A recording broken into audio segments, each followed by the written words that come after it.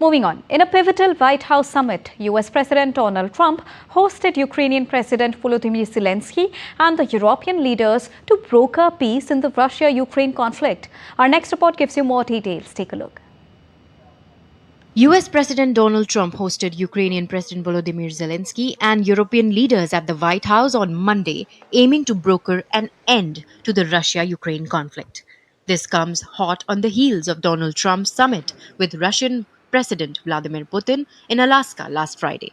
Joining the duo were French President Emmanuel Macron, German Chancellor Friedrich Merz, Italian PM Giorgia Meloni, UK reps, Finland's leader, EU Commission head and NATO chief Mark Rutte. They praised the US president's leadership, with Rutte calling it exciting and Meloni noting a shift toward peace. While Trump dismissed the need for a ceasefire before talks, Europeans pushed back, with German Chancellor Friedrich Merz insisting on a truce first and warning against forcing Ukraine to cede territory. Post-meeting, Donald Trump phoned Putin for 40 minutes, claiming the Russian leader is open to a bilateral with Zelenskyy, followed by a trilateral including himself. A Kremlin aide called it worthwhile to explore.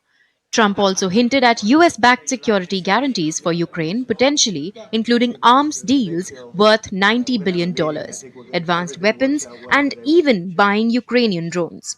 No boots on the ground specified, but Trump said Europe leads, with America involved for good protection. There is a package of weapons, US weapons, which we do not have and which primarily includes aircraft, air defense systems. There indeed is a package with our proposals worth $90 billion. French President Emmanuel Macron said that a Zelensky-Putin meeting has been agreed upon. He added that Trump signaled his willingness and readiness to impose what he calls primary and secondary tariffs.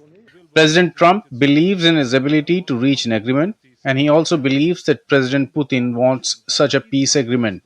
I welcome this and I want to believe in it after the meetings there were. But if this process were rejected, we also all agree that sanctions would have to be increased, and in any case, a stance would have to be adopted that would put more pressure on the Russian side to return to the negotiating arena. Russian Special Envoy Dmitriev posted on X saying that an important day of diplomacy today, with the focus on lasting peace, not a temporary ceasefire. Zelenskyy said guarantees could be finalized in 10 days.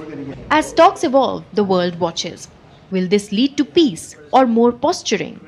For now, at least the suits are aligned. Antra Sinha for DD India.